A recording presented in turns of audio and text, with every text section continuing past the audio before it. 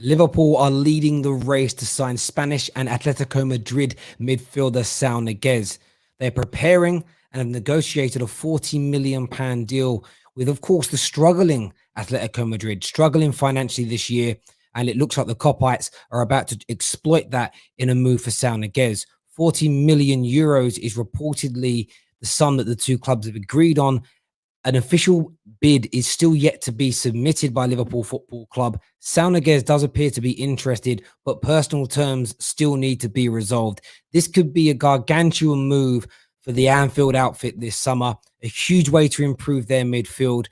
We've got Peter O'Rourke coming on soon to break down some of this deal for us. We're taking your calls. We've got a brilliant interview later with the Jamaica and Spurs ladies goalkeeper as well in preview for this big weekend of football. The Saul Niguez news first, though. Hit that like button, hit that share button. Here we go.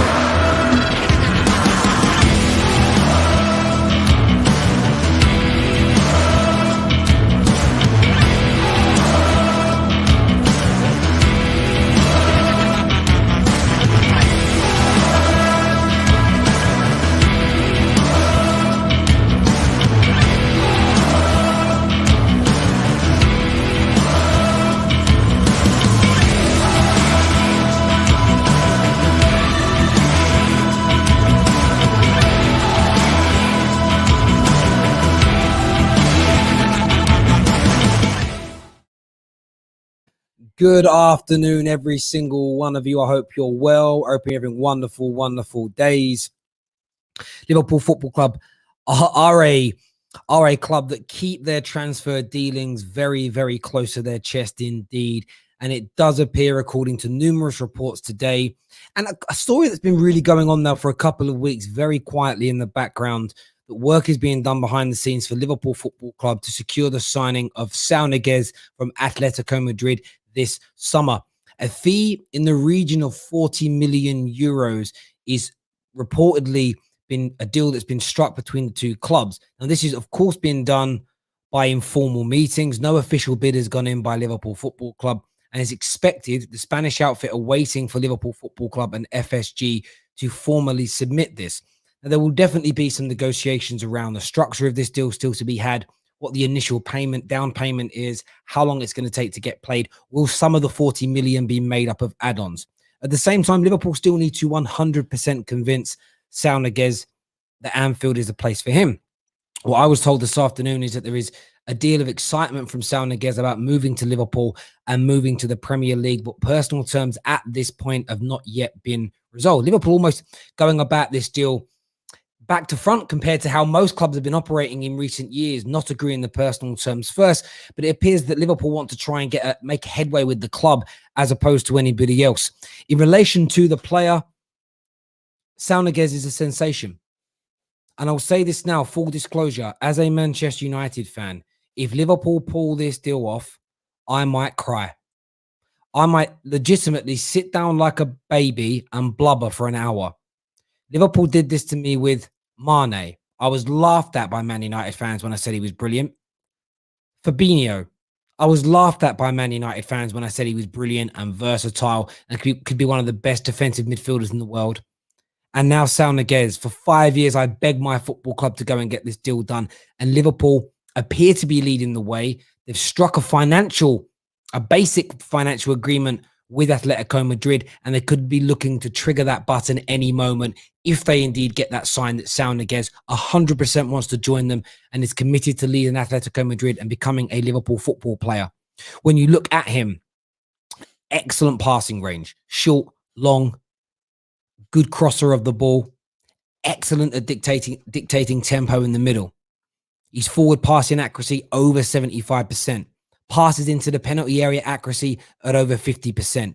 And when you look at him from a defensive point of view, defensively, nearly 6 interceptions per game, 10 recoveries per match on average. And this, by the way, is in the Champions League and La Liga. We're looking at the creme de la creme leagues here at the same time. 60% of his defensive duels won. Over 50% succession rate in his sliding tackles. Over 72% succession rate in standing tackles. Only 30% of the time when he loses possession is it in his own half of the play. Highly press resistant. A phenomenal player, dominates both the defensive and the offensive side, left-hand side of the midfield primarily. He can move out to the right, but it's the left-hand side that he tends to sit on and dominate. And who's just left a big hole there for Liverpool? Who's just left a big hole on that side of their midfield three? A certain Gino Wijnaldum. And I'm going to say this, he could be better at Liverpool than Gino Wijnaldum was. And Gino Wijnaldum was sensational for Liverpool. Sensational. I just think Saul Niguez has got a lot more about him as a football player. I'm highly jealous if this deal goes through. I pray to Jesus, to Buddha, to Yoda. I'm praying to all the gods. All the gods. Do you know what I mean? Hercules, if he's still about, Zeus and all them, man. I am desperate for Liverpool to not trigger this bid. I'm desperate for Liverpool to reignite their interest in John McGinn or Yves Bissouma. When Liverpool were linked with those players, I was like, it's all right. Now Liverpool are linked and leading the race for one of the best central midfielders in Europe, one of the most disrespected, one of the most underrated central midfielders in Europe. I am legitimately cacking my pants. You won't hear anyone on Sky Sports tell you that because it's all prim and proper. I'm cacking my pants, Liverpool fans. Cacking my pants.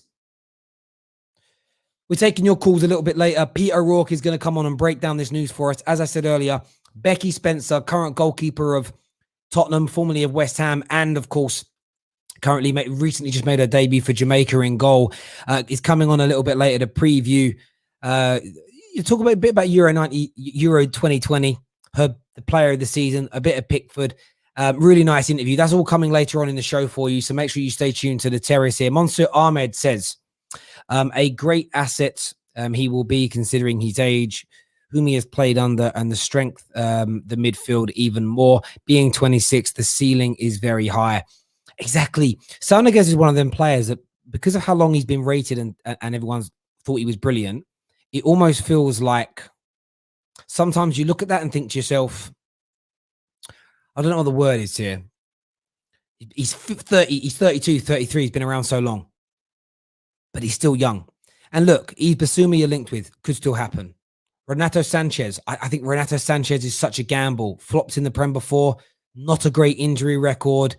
You know, are you just buying him after another good Euros? How much work has been put into Renato Sanchez in terms of scouting the last few years? Could it be another El Hadj Diouf for Liverpool? I think about all the midfielders Liverpool have been linked with. The best one is Saul Niguez. And in my opinion, they should be absolutely triggering this bid. If they've negotiated it and if they've got this agreement in place with Atletico, if they know that Atletico are going to accept it because of their terrible financial situation, and if Saul Niguez wants to leave, get that bid in. Get it done. Get it over that line. And that's a serious player. Look at this. Look at the spine Liverpool are looking to strengthen here. Konate in the central areas with a returning Van Dijk. You've got Thiago that's going to go into his second year at Liverpool. Can he, if you get the best version of Thiago possible with the best version of Saul Niguez with Jordan Henderson, suddenly you're talking about Liverpool's midfield becoming the best in the league again. And maybe a little flickering, maybe somebody like a Jeremy Doku added a little bit of spice added to that front three to rejuvenate it. And Liverpool could be all guns blazing again next year. There's no doubt about it whatsoever. Scary stuff indeed. Scary stuff indeed. I want to go to some more of your comments here. Get your super chats in. Get them super chats in right now to the Football Terrace. Champions Liverpool says, Renato Sanchez injury prone. I don't want him. Terry, 40 million. What's the catch? Well, there isn't a catch. The thing is, Atletico Madrid, a bit like Inter, have got financial problems. And when financial problems are in place, when financial problems exist, clubs are always going to look to go and exploit it. It's as simple and it is as straightforward as that. It really is as simple and as straightforward as that. I'm hearing some different reports from different outlets. Some are saying it's 40 million euros plus add-ons, potentially rising to 50 million euros. I don't think any Liverpool fans care. 40 to 50 million. Get it done. And the add-ons will be bonus related. So only if you get the best Niguez and the best results for Liverpool are you going to pay the 50. Sensational business. Absolutely sensational. I'm actually angry, but in a professional way. Reese here says Sal has only missed 17 games his whole career. That's a true genie replacement. I'd love Sanchez, but the injuries are far too worrying for me. Yamama says, how many points do you think it will take for top 4? I'm predicting 75. How much the best teams are improving compared to everyone else? Do you know what? Predicting points is so difficult. It's so difficult, really, to predict how many points you need. It's going to be a tight run season at the moment. This way, and the transfer market hasn't really begun yet. Like, remember that the transfer market hasn't really kicked off yet. It hasn't really pushed forward yet. It hasn't really got to a point where we're, what's the word I'm looking for? Where the juices are flowing. And I think it's going to be Saul Niguez's to Liverpool's as an example. Varane making his mind up. Ben White going to Arsenal. These deals are going to ignite things. Spurs looking at 2 or 3 very talented players as well. And if everyone starts landing the players they want, it's going to be a very interesting summer indeed. Michael here says Liverpool gave another Solanke in the making a long-term contract in rubbish Elliott. Niguez to replace rubbish Jones is what Michael Ramsey says. Look, I don't know too much about Elliott because I haven't seen him play enough. I'm not going to sit here and be disrespectful and change my character here. If I don't watch a player enough, I don't judge them. But Jones for me was Liverpool's best midfielder last year. Categorically. I actually felt sorry for him when he was being dropped for me too much towards the end of the season. Curtis Jones. Is Curtis Jones, Tom's backstage, is he English or Welsh? English. See, I look at Curtis Jones. Like, England's midfield is very, very good right now. World Cup in 18 months, Curtis Jones will be there. Curtis Jones will be at the World Cup. I think he's very, very talented indeed. Definitely not another Solanke in the makings. He was delivering in the Prem last year. By the way, do me a favor. Smash that like button for us right now, people. Let's get this past 500 likes while we're live on the air. Pete O'Rourke on his way. He's going to be with us very, very soon. Then the lines for you are going to be opened. Man like Stephen here, another Liverpool fan, says, for me, Sal is a sort of deal of replacing Genie, but for me, I don't think he walks straight into this squad. He'll rotate with Thiago a bit for me. And maybe he will. That isn't a bad thing. You know, Liverpool Football Club are going to be fighting on at least 2 fronts next year. Rotation is key. Rotation is important. So I don't necessarily think that's a bad thing, Stephen, in relation to that. So, yeah, all good. All good. Great. And thank you very much for that super chat, my guy. A lot of people are writing English. He's English. I only said that because I don't, you know, one thing I generally don't check on players is like, especially if they're like come through, if they're sort of British name at a British club, I never really check where they're from. Like, it wasn't until a few years ago. I don't remember who the player was. I didn't realize he was Welsh. I think it was ex-Liverpool player. What's his name? Alan. I didn't realize he's Welsh. I was like, why hadn't he ever been, like, when he was doing really well? I was like, oh, do you reckon we'll get an England call up? I'm like, bro, he's Welsh. I was like, there we go. There we go. Jake here says, I went to school with Harvey Elliott. He's a baller.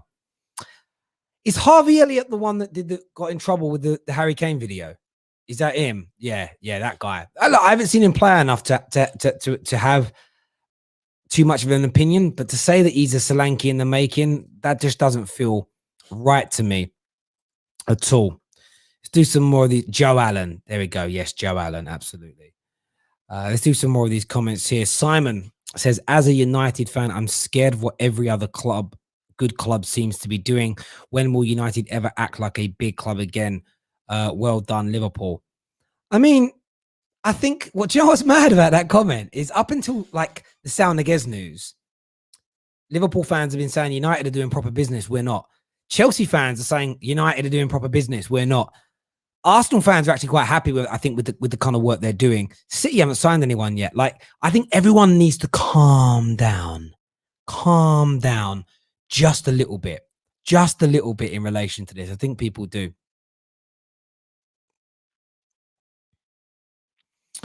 Let's keep going through some of these comments. Actually, look, we're going to be joined by Pete now. Pete's going to come on and give us his take on this situation and this potential 40 to 50 million euro move for Saul Niguez. Pete, Welcome back to the Terrace, mate. Afternoon. How are you? I'm very good, Terry. How are you?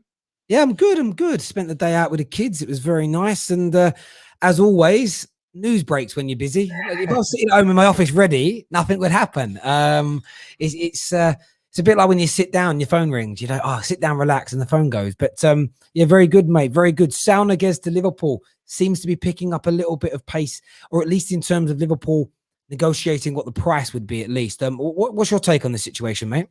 Yeah, this one does seem to be gathering pace, Terry. A really interesting one, this for Liverpool fans who are getting really excited at the prospect of maybe seeing Saul Niguez in a Liverpool shirt next season. It seems reports coming out of Spain are suggesting that the talks are ongoing between the two clubs. I had a quick word with one of his representatives, and they've said there is interest there from Liverpool, but also rival interest from Premier League clubs, including Chelsea. And we do know that Manchester United have been long-term admirers of Saul Niguez as well. So it's not going to be a straightforward one, this for Liverpool, but it does seem signals are pointing that Liverpool could be favourites in the race for Saul Niguez. And I think what a great signing he could be for Jurgen Klopp's men. Yeah, that very much echoes what I was told in terms of it feels that the personal terms element is the difficult bit in this deal because Saul Niguez has a number of suitors.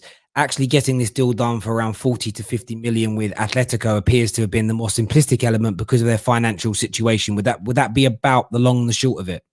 Yeah, I think that's probably a fair assumption, Terry. Atletico Madrid are open to the sale of Saul Niguez, which probably 2 years ago, maybe 18 months ago, would have been unthinkable because he's such a key player for Atletico Madrid. But their need for money is pretty dire right now. They do need to bring some funds in. They're in the process of trying to sign Rodrigo de Paul from Udinese, and he's going to cost big money as well. So I think they're using that as a maybe way to make some money and bring some money in to reinvest into the squad by sacrificing Saul Niguez. 40 million euros they're talking about, maybe 35 million pounds is the initial offer from Liverpool. I think Atletico are holding out for a bit more if they can get it out of Liverpool. But I think to sign a player of the quality of Saul for 35 to 40 million pounds would be a great bit of business done by Liverpool and Michael Edwards again if they can bring in the midfielder, because we all know that Liverpool are obviously in the market for a new midfielder this season following the departure of Gino Wijnaldum to Paris Saint-Germain. And somebody like Saul Niguez, I think, would be a perfect replacement for him and would suit the style of football that Jurgen Klopp plays.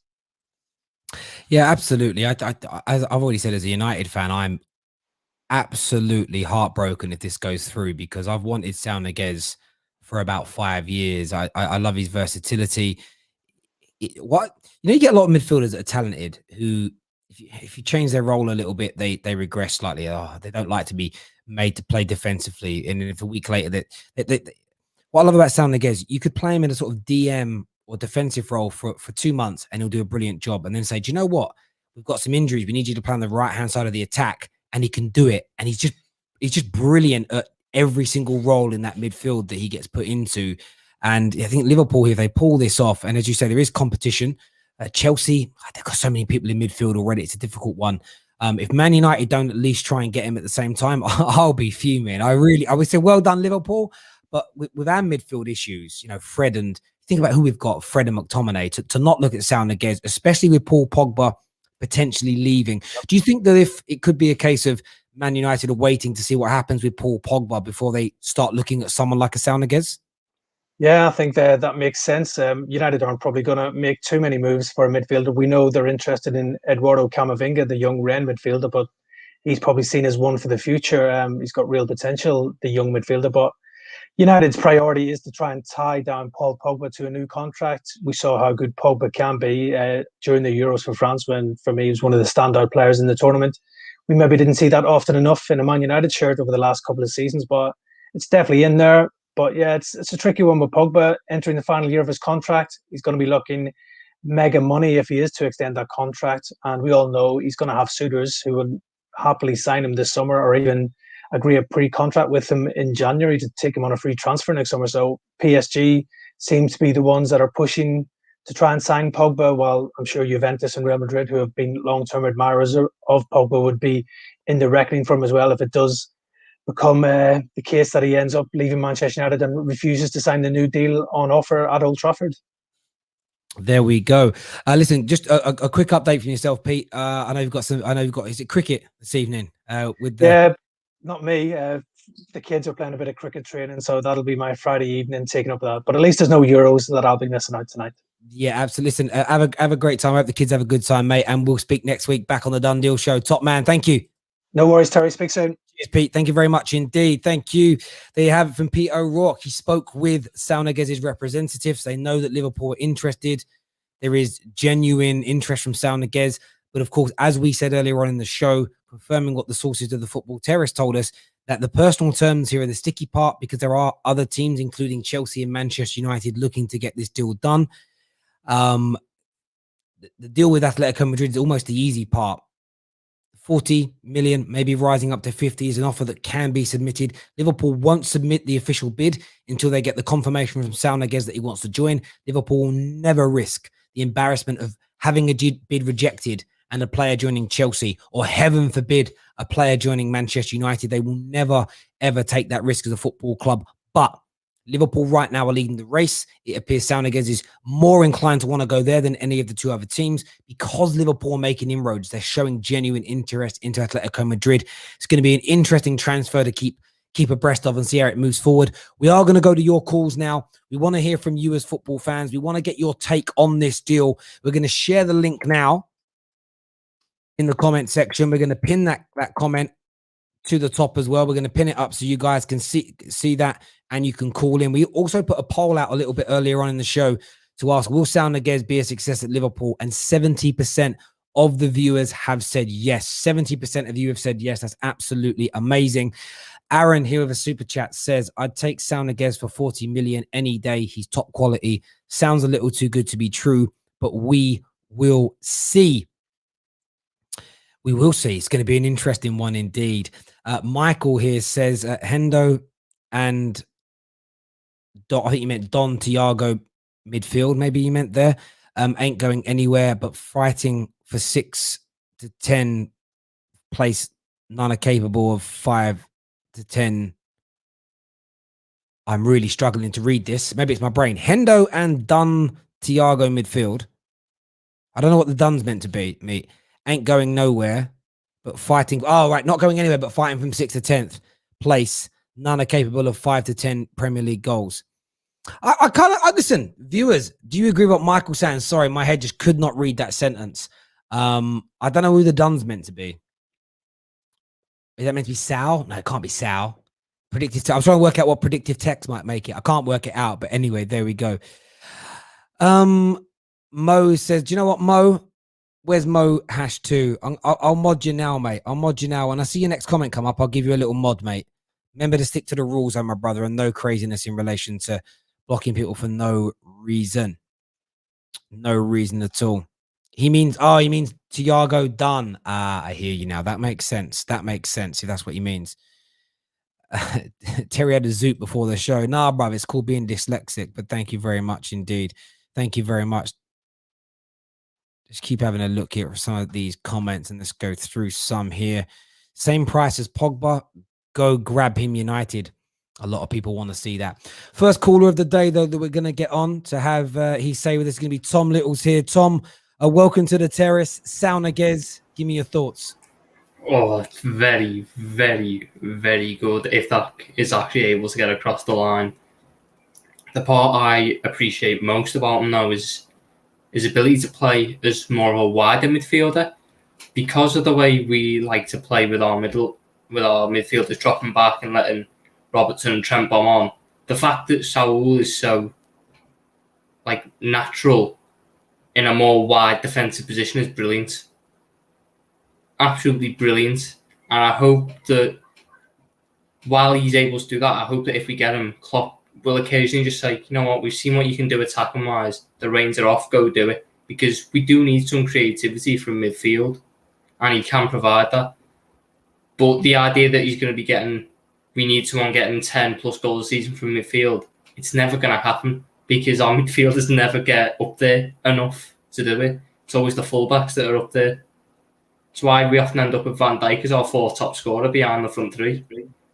Because at the end of the day, they don't bomb on the midfielders. So Saul is a very, very good signing if we can get it over the line. Played at the top level in the Champions League, been to multiple Champions League finals, I think. I don't know if he played in the 2014 one, but I know he definitely did in 2016. Played at the top level for Atletico, won league titles. Another brilliant little sign, especially. I don't think it's going to be to the degree of Jota, where it's 5 million and 12 million and 12 million. I think it'll be a bigger upfront fee. But for a player of Saul's quality, you pay that. Be all end all. Yeah, listen, I couldn't agree with everything you said more. I actually think he's a better football player than Wijnaldum. I think he will shock people at how good he is. Atletico Madrid, although they won the league last year, I'll be blunt, they're just an unfashionable team. No one really watches them. Like, point blank, no one does. Like, they watch them in the big games, but no one's out and out watching them week in, week out. Saul Niguez was such an integral part in their title-winning team last season, but I think he's got so much more capability than the pragmatism that he's forced to play in. Mm-hmm. When we do watch Atletico Madrid, it's normally when it's a big Champions League or La Liga game, and they set up too pragmatically in those. I think with a bet, it sounds so harsh to say this about because we know how good a manager Diego Simeone is. The manager that wants to play more on the front foot, like a Klopp, I think someone like Klopp could unlock the full potential of Saul Niguez. And you are talking about Saul Niguez, for me, could have got himself into the Spain team when at peak Spain 10, 12 years ago. That's how good I think he is as a football player. I've always rated him. And as I've said already, I'm just fuming that your club's looking to do it. I'm praying, by the way, you all know I love a transfer race. I'm praying that Man United go, right, we've got to act now as well. That's like legitimately, we've got to act. We've got to act now. We have just go for Camavinga. No one's going to challenge you for him. We don't want him. Just let us have Saul, please. I want both, bruv. I want both. We have a super chat here that says, so a so-called Liverpool fan criticizing 18-year-old Harvey Elliott will be licking his boots in a few years' time. We don't claim these plastics at Anfield. What did you make about some of the comments, like having a pop at Jones and having a pop at Harvey Elliott from some Liverpool fans? What's your take on that, mate? I mean, I get why people want to watch Harvey Elliott because it was Championship football, but I did make a bit of an effort. I didn't watch much, but I watched a little bit of him. But the stats, 17 years old, 7 goals, 11 assists from the wing. He was Blackburn's Young Player of the Year last year, in the race for the whole league Young Player of the Year. You know, the kid's got serious talent. Youngest ever player to play in the Premier League. There's even been rumours about him potentially getting the number 7 shirt at Liverpool already off James Milner and potentially being integrated into the team as a backup for Mo Salah. That shows just the potential of this kid and the quality he's got at 17. Curtis Jones as well, the criticism of him.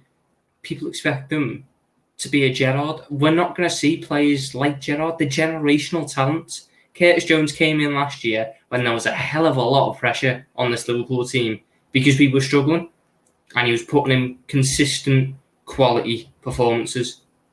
We're not going to see the free-flowing attacking Curtis Jones that people saw in the academy because it's not how our midfield plays. But what he's shown for Liverpool last season and for England under 21s last season was superb. And I have no issue with him getting a new role, a more prominent role next season in this team. Got no issue with Harvey Elliott getting a more prominent role because they're the future of the club. If we can get them integrated now, who knows what they'll be like in 3-4 years' time with all this first team experience at a high level. Absolutely. And I think that's why someone like a Saul Niguez is so important as well. It's getting that balance right between kind of too many youngsters. Like people speak about Man United, Pogba leaves, just get Camavinga. You need a 25, 26, 27-year-old to come in and anchor that. And there's no coincidence that Liverpool's vast improvement came with signings in the age brackets of the Van Dijks and the Mo Salahs, who were just that little bit older. If you'd have signed Mo Salah and Van Dijk 5 years earlier, they wouldn't have changed your team with the same speed as which they did. Man United's improvements in the last 18 months have been because of Maguire's. It's been because of Bruno's, and it's been because of Cavani's. It's putting those senior heads into the teams. By the way, the Pogba was already doing it, but there wasn't enough Pogba's age group of his quality. You suddenly have 3 or 4 more of his quality in different positions and age and experience, and suddenly there was an improvement. The one advantage you guys have is you've got the second stroke third, depends on opinions, but one of the top 3 managers in world football managing and guiding you. United don't have that, with all due respect. So listen, Tom, look, it's an absolutely fantastic replacement as far as I can tell. Yes, no official bid has been submitted yet, but there is an agreement in place between the 2 football clubs. Liverpool know what they have to submit to get it done. Can I ask you a question? How gutted would you be if FSG don't act on this, don't give Saul Niguez what he wants, and don't end up submitting a bid? I'd be gutted. I'd be absolutely fuming, because you need to back this manager. He's the best thing we've had for years. Just start backing him. You did it with Van Dijk and Alisson, I get that, but that was with money from selling our best player. Go into your own pocket and back him, because if you don't, when he goes, you might have regrets, and you never want to have regrets as a football club when you're in your best spell. I'll be gutted, but the worst part is I wouldn't even be surprised if they didn't. There we go. Listen, mate, top man, thanks for coming on, Tom, and having your say. Really appreciate that, mate. Thank you very much indeed. Great call. Thank you. Michael Ramsey back again. He says that guy is talking trash because all of Liverpool's midfield got more than 10 goal scoring chances. Rubbish about covering for their fullbacks. Look, of course they get goal scoring opportunities, but the prime Liverpool's workhorse midfield has been to be the workhorse and the engine room of their team. The creativity and the goals has come from the fullbacks and the inside forwards, and to a degree, the goals haven't even meant to come from the number 9. He's meant to have scored more than he did last year, but he's not in he's like an inverted number 9 who works backwards away from goal, creating space and being creative, as opposed to being the final piece of the jigsaw to put the ball in the back of the net. Everybody knows that with Liverpool. A change may be needed. Maybe the system has been found out or not at all. But someone like a Saul Niguez could help rejuvenate this team massively. Is he a high goal scorer midfielder? No. But could he be a better goal scorer midfielder played in a more expansive team? He very well could be, in my opinion, Michael. But thank you very much for your super chat, my friend. Next on the Football Terrace, make sure you hit that like button, please, and you share this stream. Next up, we're going to get Peter Butler on to have his say, long-time viewer of the Terrace and a big Liverpool fan. Peter, welcome back. What do you want to say, mate? Terry, how are you? Yeah, I'm very, very well indeed. What's on your mind, my friend? I think it would be an excellent signing if we could get it over the line. My only concern with it is the wages, because we know at the moment that Liverpool are trying to negotiate with Salah, Alisson, and there's one more. Who was it? Van Dijk. So if they bring in a player on what he's reported, 270,000 a week or something at Atletico. So imagine if he's moving clubs, he's going to want at least the same. So the second they sign a player at that kind of wage, they're going to have each of the contracts they're trying to renew. They're going to have their agents knocking on the door saying, "Well, we want at least that as well." So they're kind of in a delicate balancing act at the moment, Liverpool. So I'm not fully going to go all in on it yet, because a lot of things can happen. But if the transfer fee, if we're led to believe that it's going to be no problem, then it is just going to come down to wages. So we'll wait and see, I suppose. But if we get it over the line, I mean, he's a quality player, isn't he? Yeah, he is. And the wages will be an element that Liverpool are going to have to tackle. And that was kind of my question to Tom earlier. That would be my one fear as a Liverpool fan, is that you've got the deal done in relation to the price with Atletico. He's going to ask for a big salary to join a Liverpool when he's got the Chelseas and the Man United circulating. As Peter O'Rourke come on and said, he spoke to his representatives a little earlier on today. He did that upon I asked him to. That's why I was late going live. I was like, can you go and check this out for me? Because I've been told something by a few people, and I almost wanted like a secondary party to get it checked before I sort of brought the news directly to yourselves. And that's the fear journalism. That he said, that he says, I want 200,000 a week, and Liverpool say no. But what would be your upper limit as a fan where you think, okay, that's too much for you to be asking for at this club? What would you set as that limit for a player of his quality? Listen, I really don't. I mean, I have no problem with players getting as much money as they possibly can. Good, I'd rather it going to the players than it's going sitting in the owner's bank account, you know. So I don't really have a problem with that. But we do know that Liverpool's contracts are highly incentivized for bonuses. So whilst, like it's reported, say Salah and Van Dijk, I think, are the two highest earners on about 200k a week, they'll have big bonuses if they were to win the league or the Champions League. So I mean, like, over the course of the season, it probably works out around where they're coming in that sort of top echelon as other players and other clubs are. So there probably could be some sort of a diddle there where if they bring in Saul, they can say, yeah, come in here, you're going to be on X amount, but if you do well here and you win things, you're going to do very well as well, you know? So just on Saul Niguez, though, I should state this. He's currently earning, after he's on around 300,000 euros a week. So wedge. Yeah, you know, between, and in pounds, I've read it across different websites and different people have confirmed it. 230, 240 pounds, 300,000 euros a week ish is what the, you know, it's around 12 to 13 million pounds a year that he's currently being paid. So that's the big question for Liverpool fans. Why would he demand less? Why would he ask for less? Liverpool want him. It's about Liverpool putting their money where their mouth is. That could be the one area. And a man like Grizz Khan, again, knows a lot of people, knows a hell of a lot of people. And that's the one thing I think he stated earlier on as well, which I think is absolutely spot on. It's the wage that could be the problem. But Liverpool have got this deal in the palm of their hands. They just need to pay the money. They just need to get the bid in. And of course, if they go in and say, we'll pay you 150 a week, of course he's going to walk away. Maybe they can work out a deal where they say, listen, we'll pay you 180 base.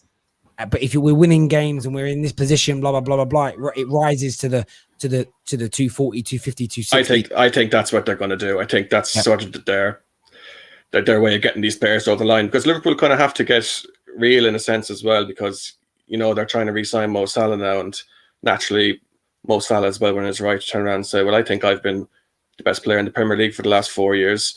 The only other person maybe we could argue that's Kevin De Bruyne now. He's just signed a new deal. Let's see what he's on, and his new contract is almost double of what Mo Salah is currently on. So, like, Liverpool kind of have to come to a decision where, are we going to re-sign our current top players on the wages, on the going rate for top players in England especially, or are we going to maybe cash in or not? There doesn't seem to be any talk that they are thinking of cashing in on any of their big stars, which I think is the right thing to do, because re-sign these guys, give them what they deserve, and then do put in these little things where, look, if you come here and you win, you'll be paid handsomely. If you don't win, you're not successful, you're not going to get paid as much. No, totally agree. Listen, Pete, great call as ever, mate. Thanks for coming back on the terrace. Cheers, Terry. Take it easy. Top man. Thank you very much. Cheers, mate. Sorry, I thought he was going to go before he said bye again. Someone here says 300k a week after tax is what Saul Niguez is currently earning. I very much doubt he'll join Liverpool. I think what Saul Niguez has got to realise, because of the way tax is done in Spain compared to other nations, he will have to make concessions. He'll be he's not a stupid man. They understand that, but he's going to cost you north of £200,000 a week, in my opinion. I think it will be a minimum £200,000 a week. He's going to have to be paid. I'm not too sure of Liverpool's wage structure in terms of individuals. Let's have a little look at it now. We're going to be getting Rack on very, very soon to have his say, plus Ronan Duffy and a few others as well. But make sure you're smashing that like button and you're sharing the stream, people. Very important that you get the chance to have your say, get other Liverpool fans involved as well. I'm going to put Liverpool salaries in here. I don't know. And again, this is all speculation. So Thiago's their highest paid player, and he's on 200 grand a week, according to the website I'm on. Mo Salah, 200 grand.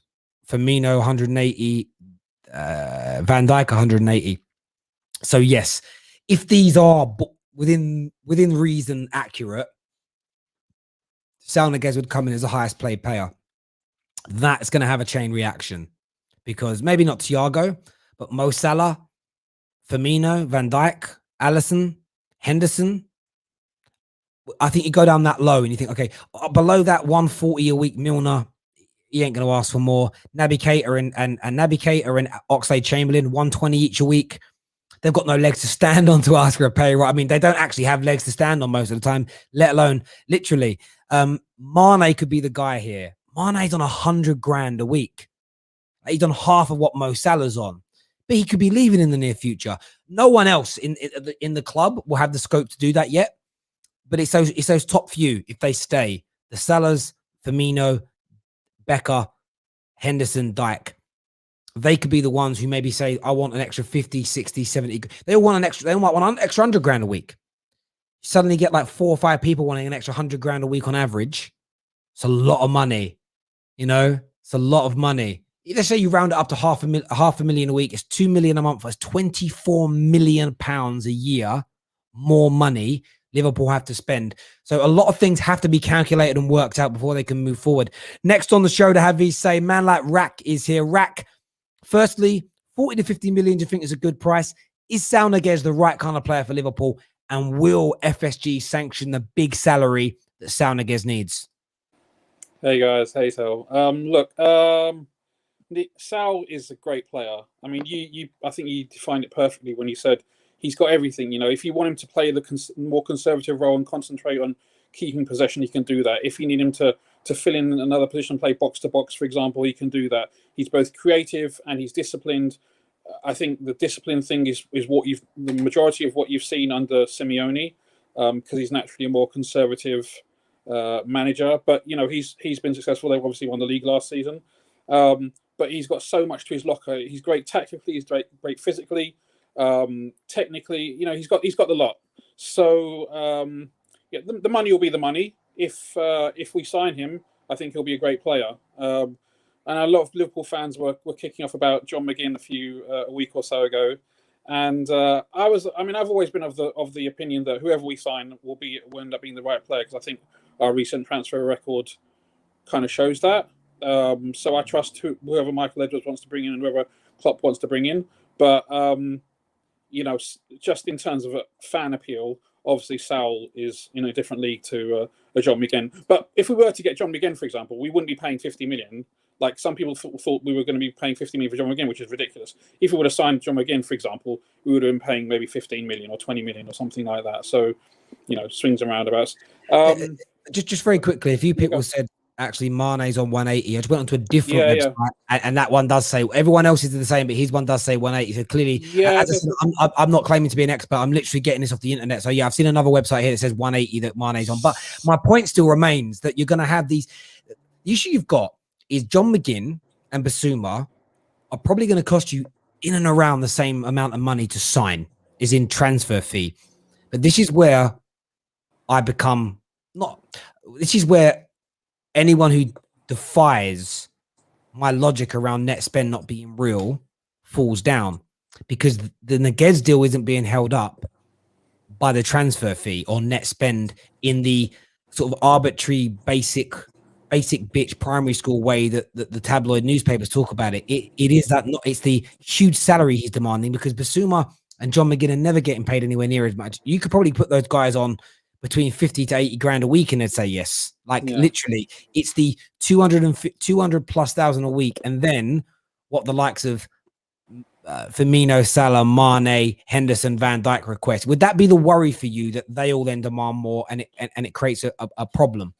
I mean, it's a possibility. I mean, Mane re-signed his contract the same time Salah, basically a year after Salah arrived, he re-signed a contract at 200.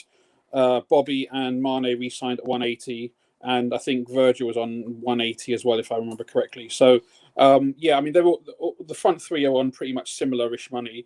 But if you total up those, the first team salaries, and you multiply by a number of weeks in a year, basically those are basic salaries. So basically, I think we're spending about 135 million a year on basic salaries. But we also know that Liverpool last season had the second highest wage bill after winning the league.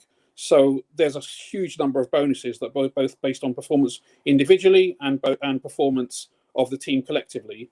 I think that probably had, in the last couple of years, may have also had an impact on our ability to spend money in the transfer market. But it is what it is, and I doubt very much Sal's on 300 grand net, because that would mean that he'd be on like 500 grand a week, which not many players. I know, like you've got your Griezmanns and people like that are on crazy money, but I mean, yeah, I think he's on. I think his base is around 300. I don't know. This before tax thing was the thing I read out. I have on the 3 or 4 websites I've been on. none of them have stated it's after tax he gets that. So yeah. yeah. So again, if it's something, the club will have to decide what they can afford and what they can't afford. Obviously, with Salah due for renewal and Van Dijk due for renewal and Alisson, they're going to push the boat out to keep them because they're proven performers. And bringing someone in on a higher wage may kind of impact that negotiation. But I think they can work out if Saul wants to come, he's interested by the challenge. The potential is there. We've won trophies in recent years. We're a high profile club. That's a challenge, and if he's willing to it's got to work both ways. He's got to rise to the challenge as well. So and I think he's a proven winner. I don't see any problems with that necessarily, but we'll see. Totally hear you on that, mate. Really, really do. Listen, thanks for coming on, having your say, mate. Top man. Thank you, Rack. One quick thing, so just about that guy who was talking about Solanke. Like, even if Harvey Elliott doesn't turn out to be a great player for Liverpool, we got him on a free transfer. We'll have to pay a compensation fee, but Solanke we got on a free and we sold him for 20 million. So even if he turns out to be another Solanke in the worst possible way in terms of doesn't actually do very much for us on the field, if we can turn a profit on him and he goes back into the club and buying players, fine. But the good thing about Harvey Elliott is he's a Liverpool fan. He's a young kid. He did really well at Blackburn last season, and there's no question about his motivation. We'll see. He's a very, very young player still. So we know some young players have again risen to the challenge and others haven't. We'll see what happens. Absolutely. Listen, as I say, Rack, top man, thanks for coming on the Terrace. Say thank you very much indeed. Next up, we've got the official Saif, not crazy nipple showing. I never iron my shirt, Saif. So rest assured, some sense will be spoke. There's no doubt about it. Let's get this stream past 500 likes while we're live on the air, people. Very important that you get that done for us. I never understand why all of you just don't hit the like button. Most of you come here every day. Every day. By the way, Mo and Twisted are both moderators now. Remember to respect that role on the Terrace. So if someone's bantering you or saying your opinion's wrong, you do not use that block button on them. Be professional in that role, please, and respectful to all of our viewers. That's all I really ask. Racism, sexism, block. Outside of that, banter. If they're swearing a bit, leave it. It's fine. If they're having a go at me, do not block it. I literally can take it. It's not a problem at all. So respect that, please, people. And make sure you're here for every stream on time. No, I'm joking. You're not my employees. I'm only joking with that one. We have another super chat here as well that I want to click on here. It says, Terry, you forgot they were raving highly about Solanke and Brewster when they signed them. Where are they now? Elliott and Jones will be the same, is what Michael Ramsey has got. Michael Ramsey is sticking it today to these two players. Liverpool fans, what are you saying about it? This is the Football Terrace, not Sesame Street. Fergie's son, you need to explain that to me, bro. You need to explain that to me, please. Please. I beg you. I beg you. Terry, there are too many salty Man United fans. Listen, anybody that's saying Saul Niguez is overrated or not a good football player, I just feel sorry for you. One, you're either lying to yourself now, which is never healthy. But worse than that, your football palate is bland, bruv.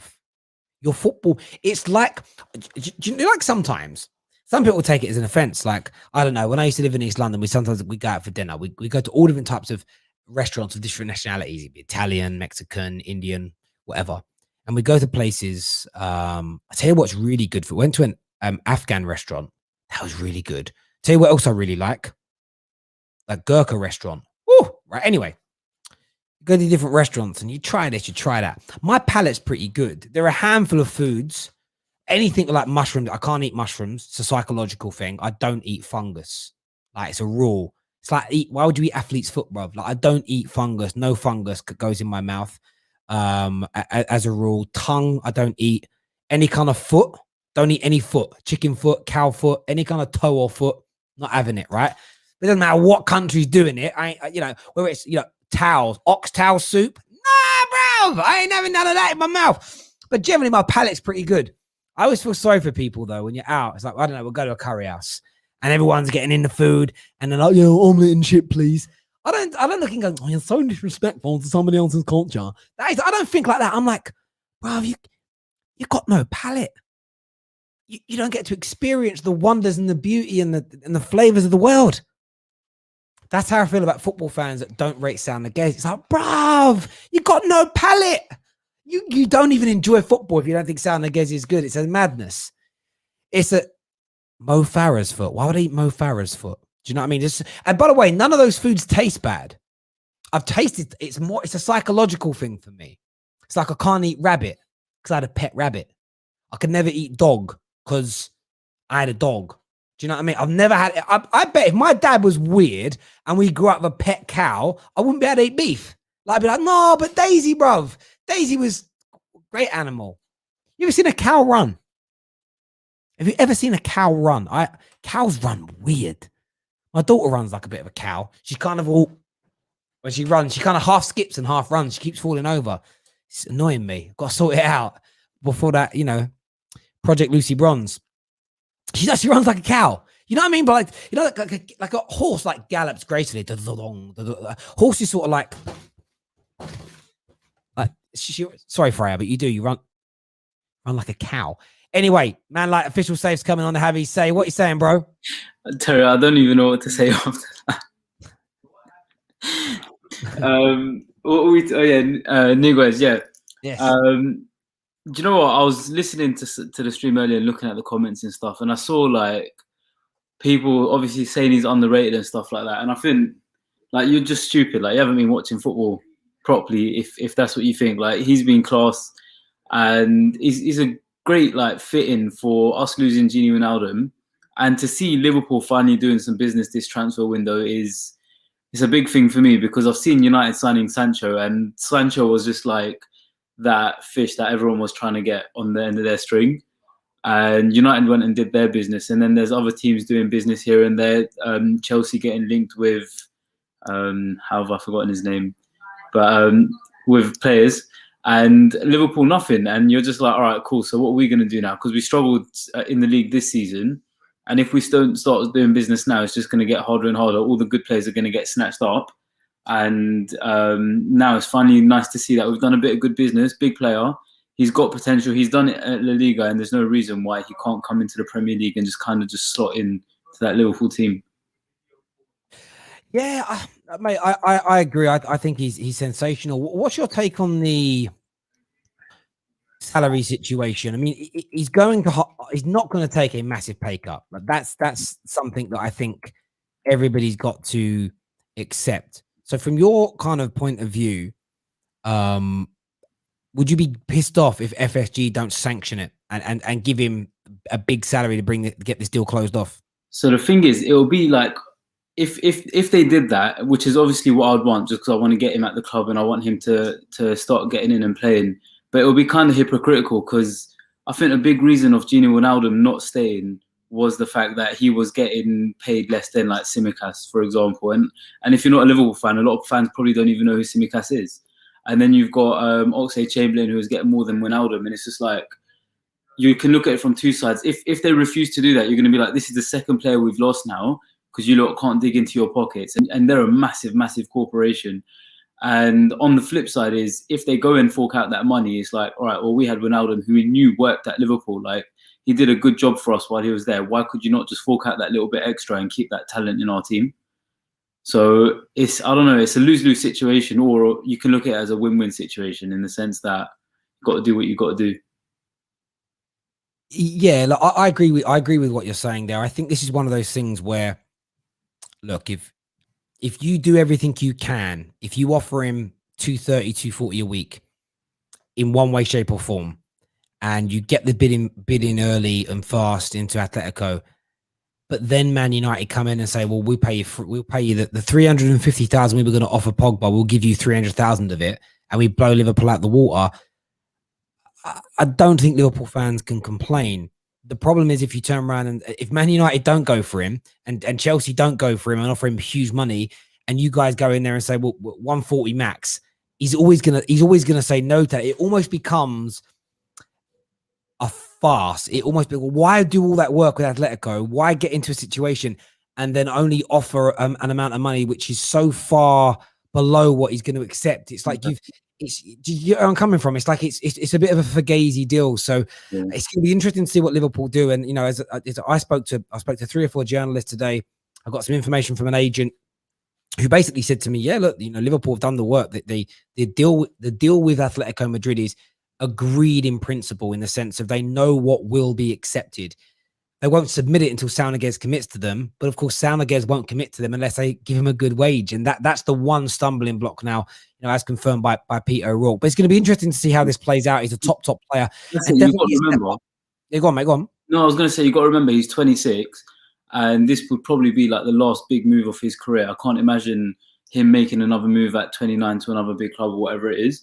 So whatever he kind of gets in now is pretty much what's going to set him not just for the rest of his football career, but pretty much for the rest of his life in terms of money and wage and that sort of stuff.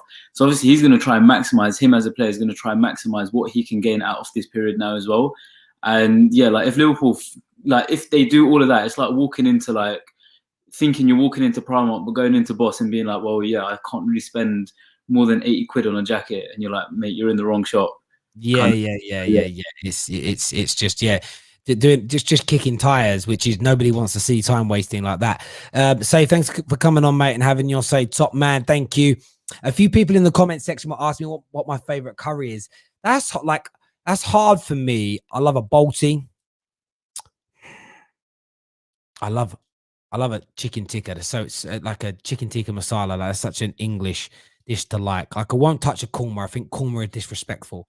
I'll never touch that. Jalfrezi's good. Balti, as I mentioned. I'm trying to remember the name because I'm not so. I don't eat it frequently. Pasanda, I think. Pasanda. That's nice. And then I like all the stuff that you like. I don't even know the names of these things, bro. Do you know what I mean? Well, one with like the potato, and I don't even know the names. There's one with cabbage. I like Sagaloo. Is Sagaloo? Is that part of it? I don't know. I'm terrible. I'm terrible with stuff like that. The names of foods of places, but yeah.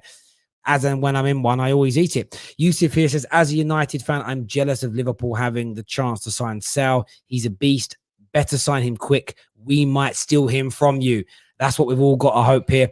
We've still got Mansour Ahmed to come. We've still got Sarim to come. We've still got Becky Spencer, current goalkeeper for Jamaica and for Tottenham ladies, going to come on and speak about ladies football.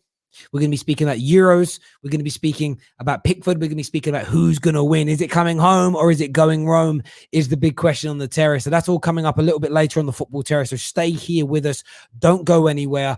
Get yourself a cup of tea. Get yourself a drink. Get yourself some food.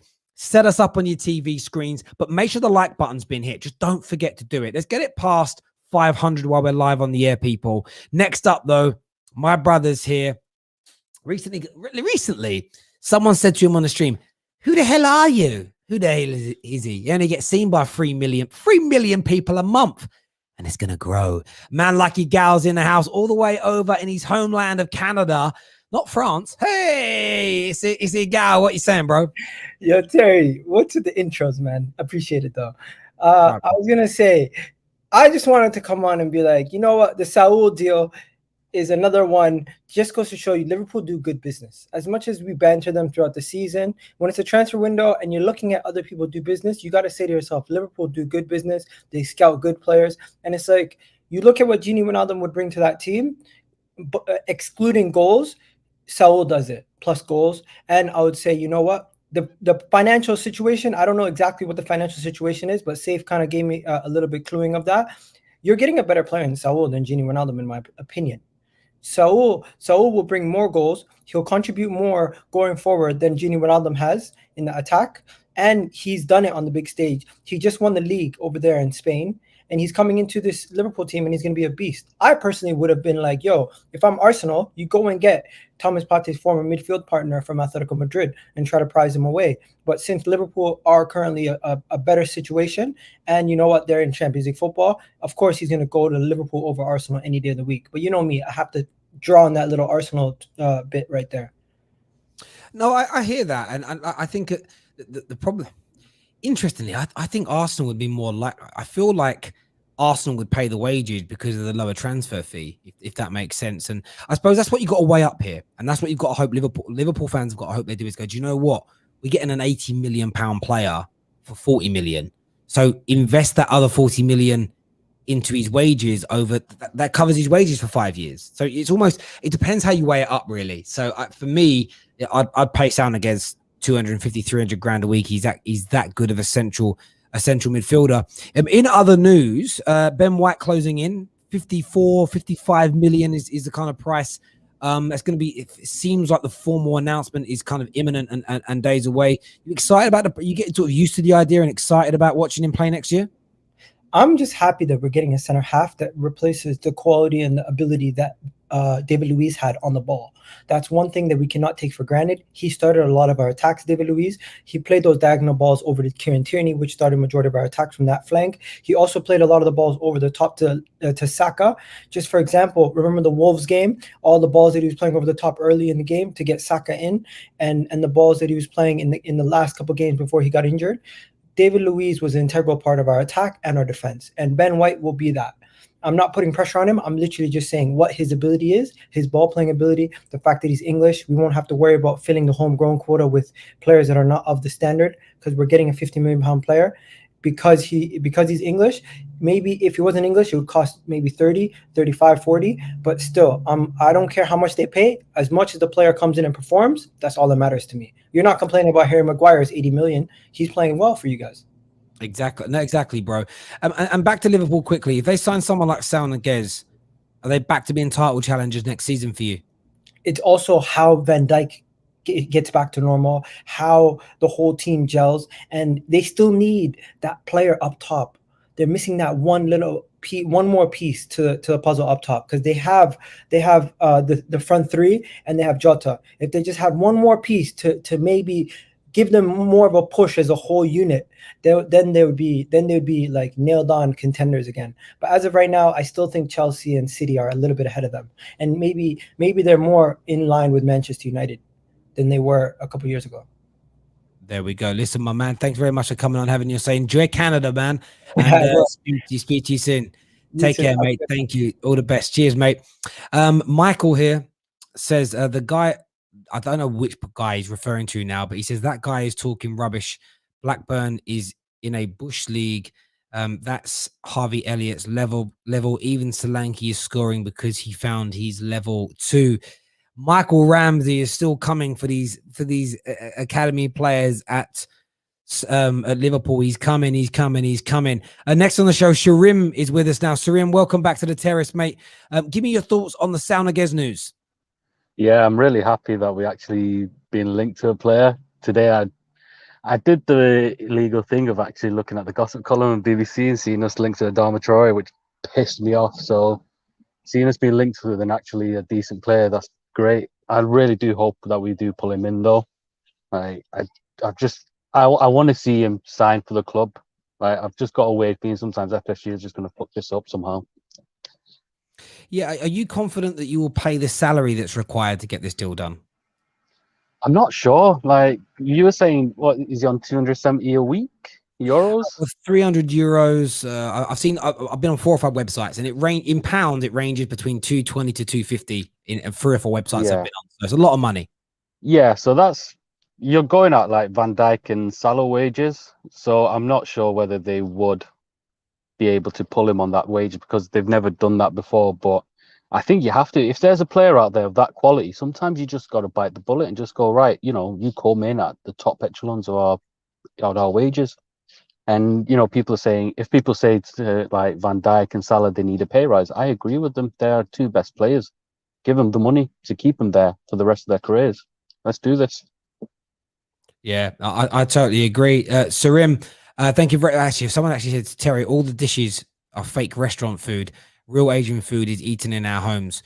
I do get that. And I do believe that someone told me once that like a korma was a dish they invented for Brits, basically, to say, all right, you can't eat this. And I do get that. Yeah. But having said that, bruv, as a Brit, I had a friend of mine was like, yeah, I don't really like British food. And I was like, where'd you try it? Because I had a shepherd's pie or something in a Wetherspoons. I'm like, bruv, the way my mum cooks English food isn't like Wetherspoons either. So I totally respect that when you have food that's made in someone's home, it's a hell of a lot nicer. There's no doubt about that whatsoever.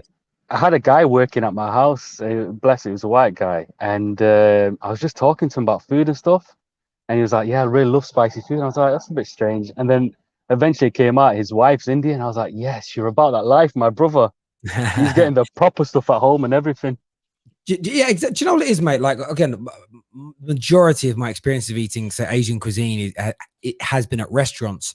Yeah. But like, yeah. you know, I've got friends from all different cultures and backgrounds, and it's just like everything. Like certain dishes I like, certain dishes I don't, and it's like even with English food, there's certain stuff like I ain't big on shepherd's pie. I'm like, man, do you know what I mean? But bangers and mash with a bit of mustard and gravy, spot on. So no, mate, absolutely. But as I was saying, people that only like 3 or 4 types of food, like my brother's ex-wife, legit, bruv, fried chicken. If it ain't fried chicken, she can't eat it. Like we went to this really good restaurant for my brother's birthday, and they didn't have any fried chicken on the menu. She won't eat just chicken; has to be fried. Like honestly, like I used to look at her like, how can you survive life when you can only eat fried chicken and chips? That's it, honestly. Like, so she didn't eat; she just drunk and then got Dixies on the way home, bruv. Madness. I'm glad they're divorced. All right, bro. I'm out in your news on the internet. I'm glad they're divorced. Sharim, top man, thanks for coming on the terrace and having your say. Really appreciate it, mate. Cheers, thanks, mate. Thank you very much indeed. Thank you. Make sure that like button is being hit. The interview with Becky Spencer is still on the way, so get yourselves ready for that, ladies and gentlemen. Very much looking forward to that being showing that to all of you. Sorry, I'm just updating a few things here and getting a few things done. Next here with us, big fan of the channel, big Liverpool fan, Monster Ahmed's in the house. What you saying, mate? Hi, Terrace. I presume you won't be going to I'm a Celebrity if they invited you, because the stuff they eat over there is like, listen, if I was ever considered famous enough to be asked to do that show or Strictly Come Dancing, 100% I would do either of them. But I'm not a celebrity, so they're never going to ask me. But I'd love to do the shows, of course, 100%. But yeah, and the Saul Niguez, I think I mentioned it in the last video when you mentioned it as well. He is going to be a massive asset to our team. His physicality is there. I mean, under the guidance of Diogo Simeone, who played at defensive football, expect that physicality. He's going to be a very good player, and he's literally almost a like replacement for Gini, because he plays on that side of the midfield as well. But he could play on any of the 3 midfield. The only thing I'd probably disagree about is and I think when Igal mentioned that Gini, he scores more goals. I just think Gini's role in Liverpool was not for him to get goals, because you see him for Holland in Netherlands, he just been scoring left, right, and centre. And I just think it's the way that Klopp played Gini Wijnaldum, and he might play similar with Saul Niguez, where the goals are going to be less, but there's going to be more aspect to him in the midfield for him to provide. But yeah, 26, you can't go wrong.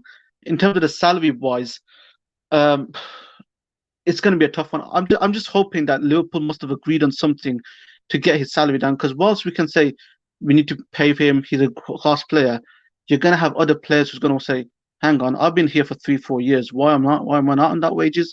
Trent Alexander-Arnold is possibly one of the best right backs in the world. He's on a very low wage. He's going to be demanding high as well. So then you're going to have that imbalanced wage structure, which then for a lot of teams, and especially for us, we're not that rich, it's going to cause issues, for me, in my opinion. But yeah, I mean, if we can get that wage somehow low, I'll put it. I'm ready for Saul Niguez in our team. There we go. Listen, Monster Ahmed, thank you very much for coming on, having your say, mate. Top man, and thank you for all your support on the channel, bro. Really appreciate it. Thank you. Now, ladies and gentlemen, we're going to be getting the interview up now with Becky Spencer. It was really great to talk to her earlier on today. It was absolutely brilliant. Give it a good listen to. Have a listen to what she said. Big preview, a nice little preview for the weekend's game as well. Here is me speaking with Becky earlier on today. Just enjoying the off season at the moment. Go back into pre-season this week. So yeah, just enjoying the off season, enjoying the Euros, and yeah, can't wait to get back into it. Yeah, I bet. Is it a grueling feeling about going back into pre-season? Is it sort of the first week? Is it dread, bleep tests and crazy running? To be honest, you know, I think I've managed to realise it's my 15th or 16th senior pre-season, and yeah, I mean the thought of it, that the week leading up to it in every season, But yeah, apart from that, I'm looking forward to going back to see everyone. Yeah, and hopefully this season it does appear, especially for the ladies' game, men's game, very well protected. There was a lot of disruption because of COVID to sort of the ladies' seasons the last couple of years. So the hope is, I suppose, to get that clean full season, fans back, and actually be able to just play your game.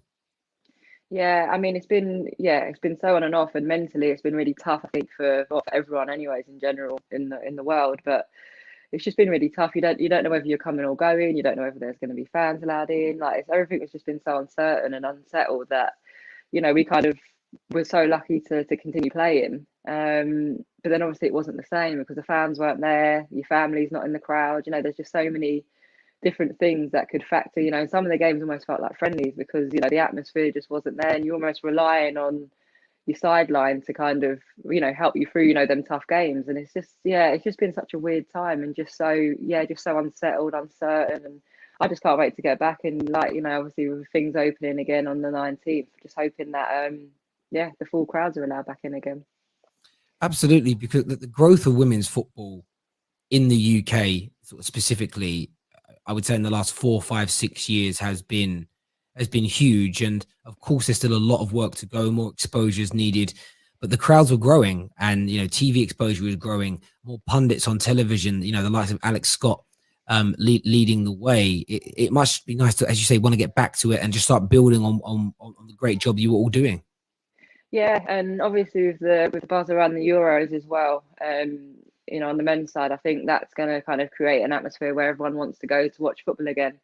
And obviously now the Olympics is on this month, isn't it? It starts. So I'm hoping that leading into our season, the kind of buzz around going to football matches again, and just having live sport back to the public will be something that we can kind of build on ourselves and take full advantage of. So yeah, I mean, I am really looking forward to going back, and hopefully we can get some more fans to the stadiums again.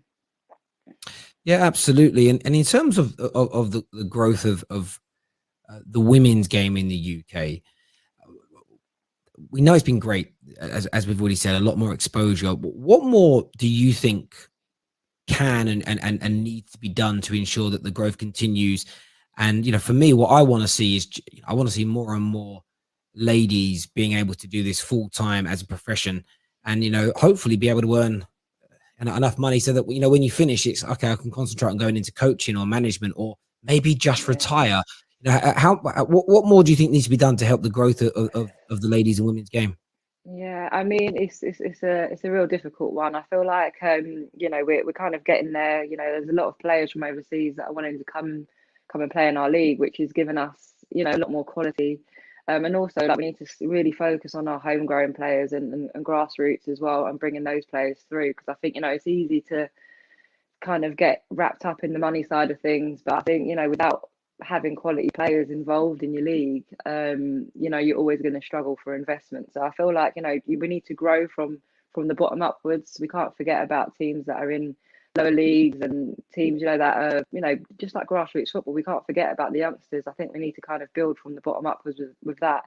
And obviously with the broadcast deal with Sky and BT this year, and I think it's BBC, I feel like that's going to give us a real boost as well. In terms of investors and just sponsorships and stuff like that. I mean, it's always a sticky situation. Obviously you've got the top 3 teams who are really well invested, and then kind of the rest of us are kind of trying to play catch up. So it's a difficult one, but I feel like we've got to really start growing from the bottom up, and really invest in grassroots and getting quality players and quality homegrown players as well. Yeah, absolutely. And I think it's my little daughter, she's 2, and she's doing little kickers, and she's playing, and she loves football. And I think more of that's needed as well. Get your kid. It's not just I'm going to take my daughter ballet and I take my son football. I think there needs to be that concerted effort from parents. So, well, actually, do you know what I mean? There's talent in both enjoy it and just make it feel like more inclusive, because I think that's a longer term view, but I think it will help over the course of time when there's more people that enjoy it. And you see the box parks during the Euros, there's lots of men there. Of course there is. There's lots of women enjoying the football, and we have a lot of female content creators here on the football Terrace who are pioneers in the industry. And I think all of that's helping now, and it's great to see from my perspective. Yeah, like you said, there's just, everyone loves the game. Like, it's a universal sport. It's something that everyone enjoys. It's not for everyone, but at the same time, like you said, if you've got young daughters or, just kids that just want to enjoy playing football, and you never know that they might grow up to be the next, the next best thing, like like you said. But yeah, it's so important. I think we just need to start making it more inclusive. I think with coaching as well. I've just started my coaching journey, so.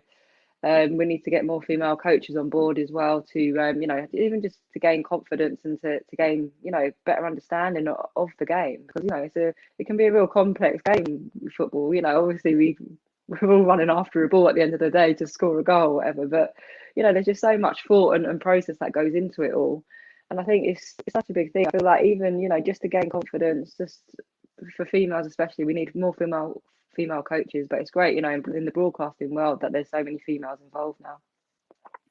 Yeah, absolutely. And the interesting thing for me about ladies and coaches, it needs to not, in my opinion, be exclusive to the ladies half of the game. It needs to be across both. And I was a very young kid growing up in the East End of London, and I remember going to I don't know what club it was connected to, but like a day, a Saturday or a Sunday, where we did a coaching course, and it was Hope Powell that was coaching us. Every kid listened to Hope Powell in the same way as they listened to the male coaches that were there. I had a PE teacher at school, Miss McPortland. She was Olympian at hockey and table tennis, but we all listened to her in the same way. In the corporate world, there's a lot of senior figures that are female, that control and run big businesses. I really want to see a time where, and someone like Emma Hayes always stands out to me. She's been on, I think, ITV over the course of the Euros. She's been sensational. People are listening to her speak, and they just think she could manage it. She could manage a men's team in terms of respect, knowledge of the game, experience, and that's something I would really like to see happen at some point soon as well. Is more female coaches and managers get an opportunity in the men's side of the game as well. I think that will bridge the gap massively. Yeah, I think there's one coach that I know called Mary Phillips. I used to play with her at Arsenal years ago, and I'm pretty sure she runs a men's team in South London. I'm not sure what they're called, but she's been doing it for years. And a lot of us that women are great at their jobs, and I feel like we kind of get caught in this process where we're male and female. Like, I'm not too sure. But it is a separate game. Like, it really is a separate game. Obviously we talk about it being all inclusive and stuff like that, but I feel as though it's a separate game, and we need to do good in our side, before we can move on and do whatever in the men's game. But like I said, everyone's their coaches. Emma Hayes is great. I was lucky enough to have her at Chelsea for a couple of years, and I've known her for a good few years now, and she's great at what she does. But yeah, she's just a coach, whether it's male or female. She's just a coach. There's no kind of separate way of it. She's just a coach. She's a normal human, and she's good at what she does. So if there's opportunities for female coaches, then if they feel comfortable, then they should just grab it with both hands. But if not, then we're just the same as everyone else. Yeah, you're absolutely right. I think that the only thing that should be separate probably is men and women playing against each other at professional level, just on the physicality and speed level. But in terms of everything else, running of a club, coaching, that element, it doesn't need to be specific. It's just because every other industry isn't specific like that. So why does football need to be? It's very true when you just think about it logically like that. Speaking of the men, Euro 2020, it's been, I think it's been an amazing tournament in general. Looking at it, but of course England have surpassed most people's expectations. We're in the final on Sunday. I'm pinching myself all the time. What have you made of the tournament and England's progression? Yeah, I mean, I think when we first, from the group stage, I feel like we was all very, there was a lot of pessimists around. You'd read a lot of negative comments, and I feel like as a nation we are like that. We kind of put the fear of God straight into everyone straight away, when we're not even giving the team a chance to actually perform or to see the progression of the team. I feel like it's the best team that we've had for a start, and I feel like we deserve to be where we are. I feel like the game plans that we've had from Southgate has been top draw. And yeah, obviously everyone's going to have their own opinions, and there seems to be a lot of managers on social media that would pick different teams and whatnot. But it's worked. So, you know, there can't be really many complaints. And, not everyone's going to be happy with team selection and tactics. And, sometimes it's been a little bit boring to watch. But at the same time, it's got us the results we've needed to get to the final. So there's no complaints. And I think, they've gone about it, quietly confident, which is something that, England have never really been before. There's always been a bit of a grey area with how good we could actually be. But this year you can kind of see the signal of intent from everyone, and everyone looks confident, and it's just nice to see. And it's something that the nation can celebrate together, because we haven't had a lot to really shout about for God knows how many years, especially in football. So and especially over the pandemic as well, it's been such a negative time for everyone, and just mentally I think the country needs this more than anything. Yeah, I couldn't agree with what you said anymore. I think it's absolutely spot on. There's so many things that have made it brilliant. And I'm a YouTuber and a content creator, and I have opinions on everything when it comes to football. Southgate has taught me in this tournament, keep my powder dry, my mouth shut, to maybe after the game. And I did a bit of a meme video the other day of all the things that people have said when reacted to his starting lineups and how they've all just been wrong. It's like, listen, Southgate definitely knows more about football than James from Clacton on Twitter. Like, he definitely does. So let's all slow down a bit and give him a little bit more respect. Yeah. You're a goalkeeper yourself. Jordan Pickford, maybe barring the last game, he was looking a little nervous, has had an astoundingly good tournament, no goals conceded from open play. How impressed have you been with him so far at Euro 2020?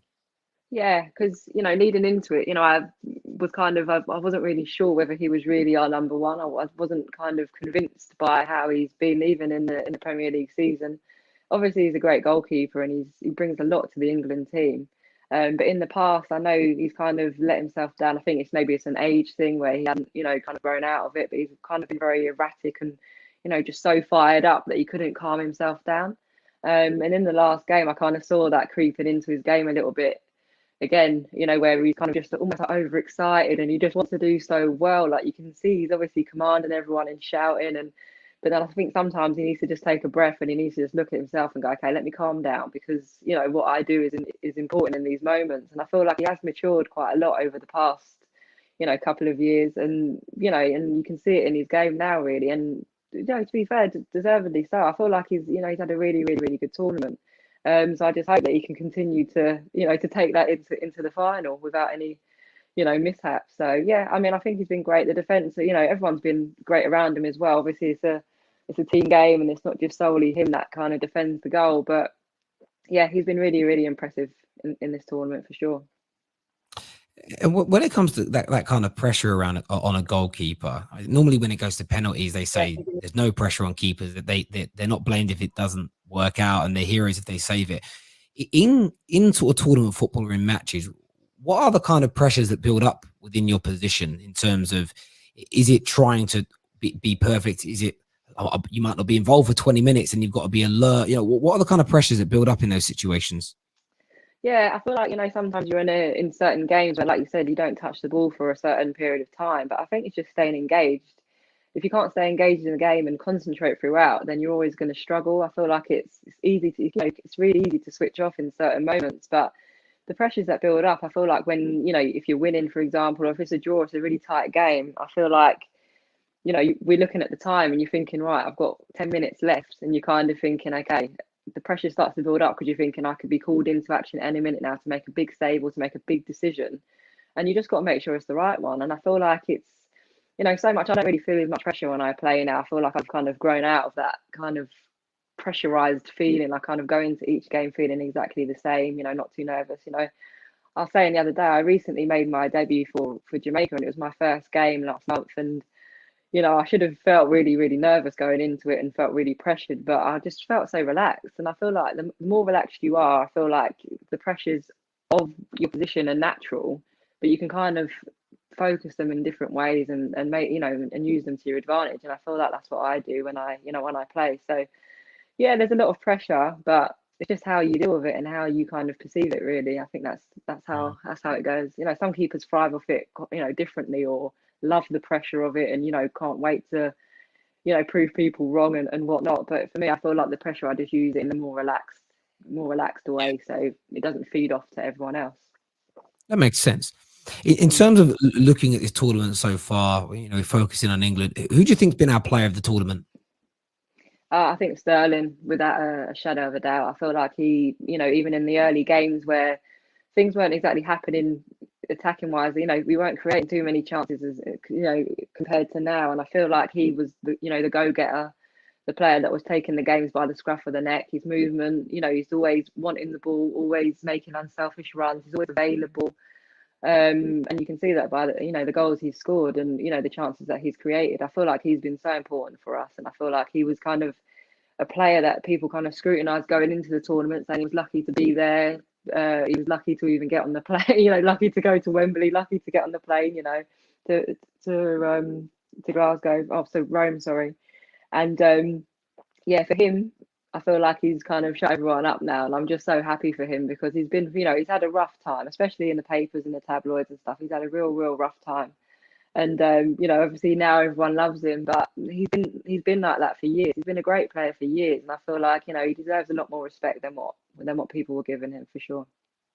Yeah, we've always had his back here. I mean, I'm a Man United fan, but I've always had his back. I felt that every step of the way with Raheem, there's always been a lot of undertones and a lot of unwarranted negativity towards him. His performances have been good, and there's only sort of 3 words to end it with, really, by the end of the tournament, and it's Sir Raheem Sterling, as far as I'm concerned. And you know, if we win this tournament as well, he has to be, and he'll deserve it thoroughly. You know, to join the likes of Sir Bobby Moore, Sir Jeff Hurst, you know, Sir Raheem Sterling, and that just, I think that's that moment where I've proven everybody wrong.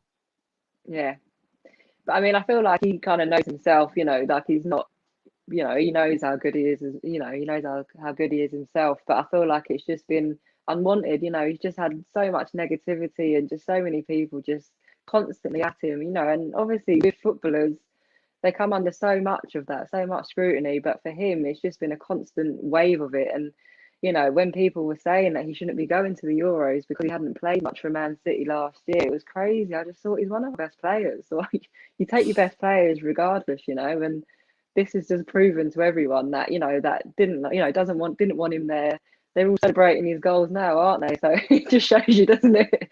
It just shows, you know, how kind of fickle fans can be and whatnot. So yeah, I'm just really happy that he's had a great tournament, and for sure he's been the best player by a country mile. 100%. Final question for you. Is it coming home or is it going Rome? What's your thoughts? It's got to be coming home. It's got to be coming home. But I mean, I really hadn't said that for a long time. I could hear everyone else saying it, tweeting it and stuff. And I thought, until Wednesday's game, I was literally like, don't say anything. Don't put any kind of mockers on it. But yeah, I mean, you've got to go in the game, go to Sunday with full confidence, you know, with an England win. So yeah, for me, it's coming home. Quality, love to hear it. Fingers crossed indeed. Becky, thank you very much for coming on, talking to us here on the Terrace. We'll put the links in the description for your social media and everything else, people to come and check you out. Good luck ahead of pre-season and the season ahead at Spurs, and we'll speak to you again soon. Take care. Thanks everybody there for tuning in. That was Becky Spencer and myself earlier on today. Fantastic conversation, and and knows her football thoroughly. It was really good take, and you'll be seeing more of that coming forward on the Football Terrace as we build out these new shows in the new world. Very much test and learn at this stage for us. But yeah, Becky, in case you're wondering, she's current goalkeeper at Tottenham Hotspur. Go and check that out. But as we said earlier on today, the situation is very, very interesting right now. Do you know what I'm going to say here about this? You'll probably see with the Saul Niguez Liverpool situation, on Liverpool's request, a lot of tier ones play this down. A lot of tier ones will say nothing is advanced. Depends on your interpretation of advanced. Liverpool haven't made an official bid yet. They haven't secured personal terms with Saul Niguez. So you're probably right, it's not advanced. But are Liverpool looking to do this deal? Yes. Have Liverpool spoken to Atletico Madrid, and do they know what it will cost? Is there an agreement between the two clubs that they both understand what the cost of this transfer would be transfer-wise? Absolutely. And from my point of view, it's just very much a case of the deal in terms of the transfer fee is done. Personal terms, not done. So transfer fee agreed, transfer, whatever. I don't really care about it. The problem is the phrases everybody uses, but you're not going to get any tier one come out. In fact, when it comes to Liverpool, tier ones always say nothing's advanced, nothing's closed. They generally say there's no bids that have gone on. In fact, they pretty much say Liverpool aren't doing anything until it's almost done. And then you see the tier ones comes out with Liverpool. And I think that's Liverpool's request, if I'm being absolutely honest. This is going to be an interesting transfer to see how it plays out moving forward. There's no doubt about that whatsoever. I'm very intrigued to see how it works. I think it's going to come down to salary, as Peter O'Rourke come on and said a little bit earlier on to us. But everyone that's tuned in today, a massive thank you to each and every single one of you. Hit that like button, hit that share button, and we'll speak to you again very, very soon. Bye-bye.